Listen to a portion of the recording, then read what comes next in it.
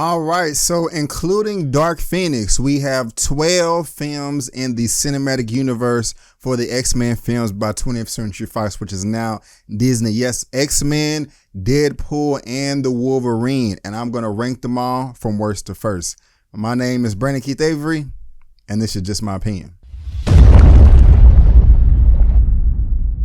Hey, what's going on, guys? Thank you so much for tuning in to another episode of Just My Opinion. I really do appreciate it. If this is your first time finding me, please consider subscribing and also clicking the bell so you can be notified when I make uploads. So, Dark Phoenix is now in theaters, and I'm going to rank all of these films from 20th Century Fox from first to worst. We have 12 films, including Dark Phoenix. And yes, I am including all of the X-Men films, all of the Wolverine films, and Deadpool 2. So don't want to waste any of our time. Let me go ahead and start. Coming in at number 12 is X-Men The Last Stand, which came out in 2006. Or was it 2005? I believe it was 2006, actually. I don't think I've ever left the theater more disappointed than the way I left after this film right here. The use of powers in this movie from the X-Men, what I thought was atrocious. First of all, we have Magneto, who can control metal, but he wanted to hide off into the woods. That didn't really make any sense to me. I just really didn't like the Dark Phoenix storyline to begin with. The Juggernaut bitch joke was funny, but also, I mean, we had 3 films at this time, but I really didn't think that Iceman got his time to shine at the very end of the movie when they were trying to make the line to stop all the other mutants from coming in and taking over that other mutant. You know, why didn't he use ice slides coming down? You know, we didn't get any of that, and it's just very, very frustrating. Of course, I'm not going to review these films, and I am talking spoilers, but X-Men The Last Stand, I could keep on going with how much I did not like that film, but it was highly disappointing, and that is why it's coming in at last place at number 12. Coming in at number 11, some of you may say, hey, this is actually the worst one, but I thought Last Stand was worse than this, but that is X-Men Origins Wolverine. Now, there is actually a lot that I enjoyed in this film, but there is some things that I was disappointed too. One of the best things about this film, to be honest with you, was the opening sequence with Wolverine and Sabretooth. I thought that was fantastic. That still holds up today as just one of the best openings in the movie of all time. But I could not stand the Blob character. I could not stand the black guy that was teleporting. That was ridiculous as well. Gambit was weak. And of course, what they did with Deadpool, I mean, come on now, that's just ridiculous. Now, the choreography and some of those fight scenes and things like that was pretty cool. But overall, that X-Men Origins Wolverine film was a dumpster fire disappointment. Coming in at number 10 is X-Men Apocalypse. Yes, I have this right here on 4K. And like I said in my Dark Phoenix review, maybe I said this to myself after I bought this, like, why in the world did I buy this? I think I just wanted it to look nice on my TV. But what they did with the Apocalypse character was, it wasn't anything close that came into the comics. I mean, other than the costume, do you remember, like, even before the film came out, how it looked on that Entertainment Weekly magazine cover? It was bad. Now, the action at the end was so-so, but everything leading up to that, I just couldn't get through it. And I was very bored in the theater and just wanted the whole thing to be over as fast as possible. So that is why X-Men Apocalypse is coming in at number 10. Coming in at number 9, moving right along, is X-Men 2000, the first X-Men film. Now, at the time, this film held up, but I did walk out of the theater just a little bit disappointed with how they did handle all of the X-Men, or all of the X-Men powers, all of the mutant powers. It's still cringeworthy to me to hear Storm at the end just say, hey, do you know what happens to a toad when it's struck by lightning? What's that? The same as everything else. I mean, like, that's just weak. Like, what are you doing? You know, I mean, I just did not understand. And I just remember like walking out of the film like, man, they didn't really come close to really showing how all powerful these mutants can really be. I want everybody to go all out, and we didn't get that in that film. That's why it's highly disappointing to me. Still enjoyable, but it's just lower on the list of in this ranking order. Coming in at number 8 is X-Men 2, X-Men United. Now, this film was a step up. It was much better, slightly better than X-Men 2000, the first X-Men. It was entertaining, but there were just some things in this film that frustrated me too. For example, when the X-Men, they had to do with Stryker and all that, that was cool. I liked all that. It was nice acting, all that good stuff. We got to see Wolverine, go off a little bit in the house when they tried to infiltrate it. There was no blood. That's frustrating. I know these are PG-13, but one of the things that really frustrated me in this film was when they went to Iceman's house, like Pyro and Storm, I think was there, Wolverine, he got the bullet in the head, but it came out. When all the cops were at the front of the door holding, their guns, their pistols at Pyro and the other X-Men, as soon as Pyro started doing this, Pyro is in blast and fire blast over the cops didn't just open fire. Now, especially in the day we live in today, I'm not saying that I want trigger happy cops just to go around shooting people, but at the same time, if flames are coming out of people's hands and blowing cops away, first of all, they should have been dead, but he's doing this right here and blast somebody, but the cops over on the other side are not shooting, and then he does it and then blast that cop over here, and they're not dead, and the cops that are in the yard, in the street behind their cop cars, they're not shooting, and it just doesn't make any sense. I'm like, why are you watching your partners get blown away by fire? It just doesn't make any sense. They're just sitting there, 1 Mississippi, 2 Mississippi, boom, boom, boom, he's dead. 5 Mississippi, 8 Mississippi, bam, I blasted these people over here. Okay, 32 Mississippi, okay, I guess I got hit too. You know what I'm saying? It's just like, what are y'all doing? I mean, that really stood out to me when I was watching that film, and one of the reasons why it is coming in at number 8. Coming in at number 7, I cannot hold up a DVD or Blu-ray or anything in 4K because it's in theaters right now or about to be, and that is Dark Phoenix. I really did enjoy this film. I'm not saying that it's the best X-Men movie or anything like that, of course, because it's coming in at number 7. But however, I walked out of Dark Phoenix much more satisfied when the times I walked out of those previous X-Men films that I just named, numbers 8 through 12. I walked out happy. I walked out satisfied. The train sequence at the end, I thought it was dope as hell. I mean, I want to see all of my mutants, anybody that has powers go all out. I want to see them max out their power. And they did in this film. And I really did, enjoy it. I think I gave it an 8 in my review. I think I may want to lower that to like a 7 or 7.5, but it's still, a decent film, and I will be buying it. I do look forward to buying it because I really did enjoy the film. If you didn't, that's fine. I felt that they butchered the Phoenix storyline.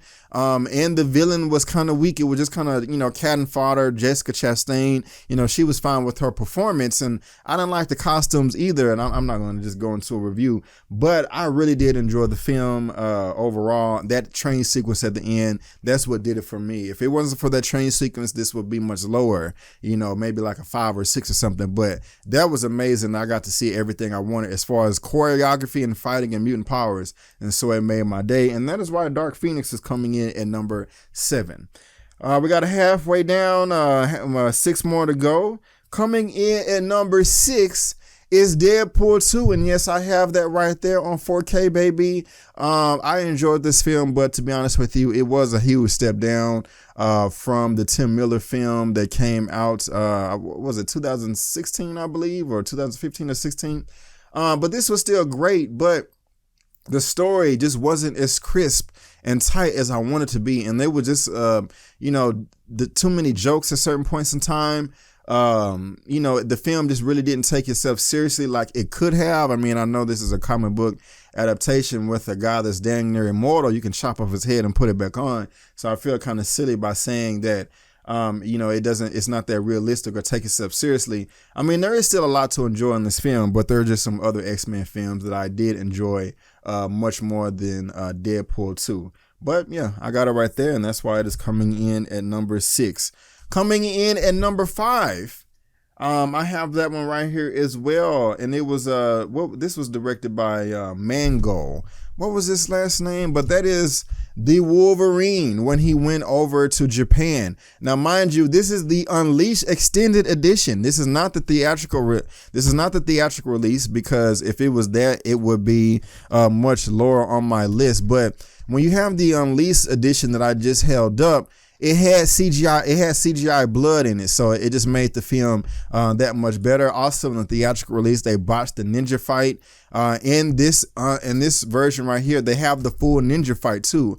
And also just throughout the film, a lot of the scenes are much longer that has to do with the action, and the choreography was just quite nice. Only really thing I didn't like about this film was the Silver Samurai character that came at the end. While the film was serious, it got really comic booky at the very end, and that just really turned me off. But it's still an enjoyable film, and that's why the Wolverine is coming in at number 5. Coming in at number 4 is a film that surprised me. I don't know why, but I thought this film wasn't going to be that great, but it was directed by Bryan Singer, and that is X-Men Days of Future Past, a very, very popular comic book title right there. Let me go ahead and just open up the box art, just a little bit more so you can just see that, to all my friends and family out there, subscribers that collect movies and things like that. X-Men Days of Future Past. This film right here was fantastic. Only thing I really didn't care for in this film was early on in the film when Peter Dinklage, that character, was giving, he was just giving some exposition about why he wanted to go after the mutants. Another character was like, yeah, but if these mutants exist like you say, they've been peaceful for the past 10 or 15 years. And it was just something in that scene that didn't make sense plot-wise. It kind of clocked me out. I really did enjoy the film, especially at the end with Mystique, Magneto raising the whole stadium and surrounding the White House. All that was dope. Acting, all that was great. Also, I wanted to see more fighting with the X-Men versus the Sentinels in the future. The little bit that we did get was great, but I did want a little bit more. I love the film, thought it was fantastic, and that is why X-Men Days of Future Past is coming in at number 4. Coming in at number 3 is Deadpool. This film is just freaking fantastic right here. I loved it. The only thing that I did not like about this film is what they did with Colossus. The reason why I say that is, in the comics, in the 90s cartoon, Colossus didn't always walk around in his metallic form, his metallic state, his metallic mutated form where he's stronger and more durable. He would power up, but they had him in his metallic form throughout the whole entire movie. And that really just, bugged me the hell out of me with me being a X-Men fan, a Colossus fan. Also, if y'all remember the 90s arcade game, remember when Colossus wanted to power up, he would go, "Arr!" That would have been so badass and cool if that was in this movie and they didn't put that in, but that's okay. A film other than the Colossus thing, I think the film was perfect, but there were 2 other films I thought was even more perfect, but that is why Deadpool is coming in at number 3. Coming in at number 2, the only thing that separates these two is the one that comes in at number 1. It surpasses this one because of the acting. But coming in at number 2 is X-Men First Class. This film is perfection to me. There's nothing wrong with it. I gave this film a 10 out of 10 when I walked out the theater, and in 2011, and in 2019 I still want to give this film a 10 out of a 10, or maybe like a 9.5 or 9.75 out of 10. I mean, it's just perfect. Magneto becoming Magneto. Everything in this film was great. When Xavier found that lost memory in his head and he was able to make the dish turn around, that was just epic. The music, the score, just everything in this film. All of the X-Men got to use all of their powers at full max. Yes, they were novices, babies, infants, and wasn't experienced, but they still gave it they still gave it their all, and that is why I love this film, and it is coming in at number 2. But guys, last but not least, you know what it is. The best X-Men film in the whole entire franchise, in my opinion. It is as good as X-Men First Class, but the acting in this film is far superior than anything in X-Men First Class. And that is Logan right there, Hugh Jackman. My goodness gracious, they knocked this out the park. This was a love letter to Wolverine fans, comic book fans, superhero fans all around the world. X-23 was dope. I love the relationship with Patrick Stewart, with Charles Xavier. Just freaking fantastic. Nothing wrong with this film. It's just absolutely perfect, guys. I loved it. I loved it. I loved it. And I think you will too. Check it out, man. It's just freaking awesome if you haven't seen it. It's freaking perfection. And that is why I loved it. And Logan is coming in at number 1. But let's go ahead and just recap real quick. Coming in at number 12 is X-Men Last Stand. Coming in at number 11, X-Men Origins Wolverine. Number 10 is X-Men Apocalypse. Number 9 is X-Men 2000. Number 8 is X2 United, or X-Men United. Number 7 is Dark Phoenix. Number 6 is Deadpool 2. Number 5 is the Wolverine, the extended Unleashed edition, not the theatrical. Number 4 is X-Men Days of Future Past. Number 3 is Deadpool, the first one. Number 2 is X-Men First Class, and number 1 is Logan. So guys, that is just my opinion. What did you think about my list? What did you think about my ranking? Please let me know down in the comment section below. If you like this video, go ahead and give me the thumbs up. If you don't, that's fine, but you can look me up on social media. Also, please consider subscribing. I really would appreciate that. Also, click the link right there down at the bottom. You can get my When They See Us review, and you can also get my X-Men Dark Phoenix review. And then a little bit later on today, you're going to see my Dark Phoenix Explained video, the ending explained. So make sure you subscribe so you can get that. But guys, I just want to thank you again for tuning in to my opinion / review / reaction of my X-Men films ranked worst to first. And before you go, don't forget that my name is Brandon Keith Avery, and it's just my opinion. Peace.